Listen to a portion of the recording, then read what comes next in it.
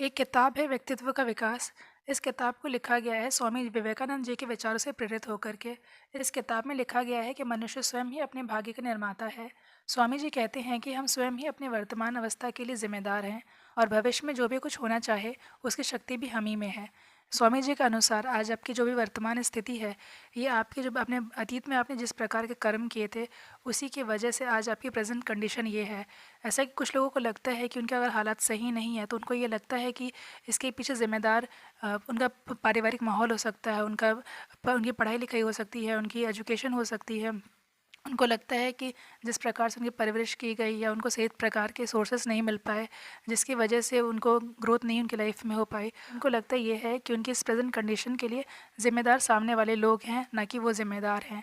लेकिन स्वामी जी के अकॉर्डिंग आज चाहे आपकी वर्तमान स्थिति अच्छी है या फिर बुरी, उसके पीछे आप ही ज़िम्मेदार हैं। आपने पास्ट में अगर सही प्रकार से कर्म नहीं किए थे, आपसे कोई ना कोई गलती हुई थी, तो प्रेजेंट कंडीशन आपकी उसी के तरह ही होगी, वो सही हालात आपके नहीं होंगे। तो उसके लिए ज़िम्मेदार सामने वाला पर्सन नहीं है, सामने वाली की स्थिति परिस्थिति नहीं है, उसके लिए कहीं ना कहीं ज़िम्मेदार आप ही हैं। बस ज़रूरत है आपको इस चीज़ को एक्सेप्ट करने की। और अगर आपके हालात इस समय अच्छे हैं, आपकी कंडीशन अच्छी है, तो बिल्कुल आपने अपने पास्ट में उसी प्रकार से कर्म किए थे जिसकी वजह से आज आपका प्रेजेंट बहुत ही अच्छा है।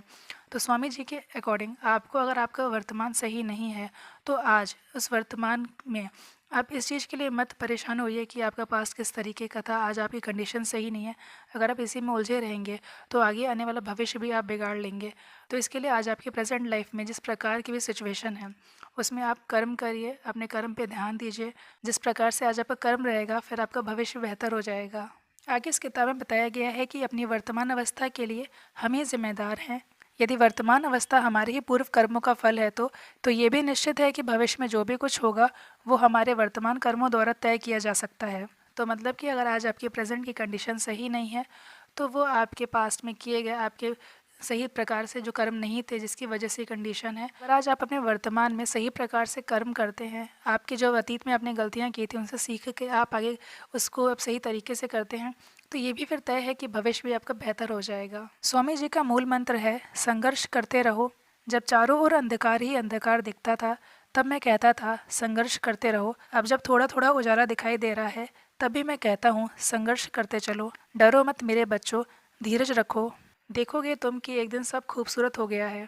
तो पास्ट में जो भी कुछ आपसे गलतियाँ हुई हैं उस मातापची नहीं करे, लेकिन हाँ सावधान हो जाए कि उन गलतियों को दोबारा रिपीट नहीं करना है, केवल उनसे सीख लेनी है। बस साहसी बन के डटे रहें, अपने वर्तमान के हर एक पल का सही तरीके से यूज़ करें और अपने भविष्य को बेहतर बना लें। पता है आपके अंदर स्वयं ब्रह्मा है,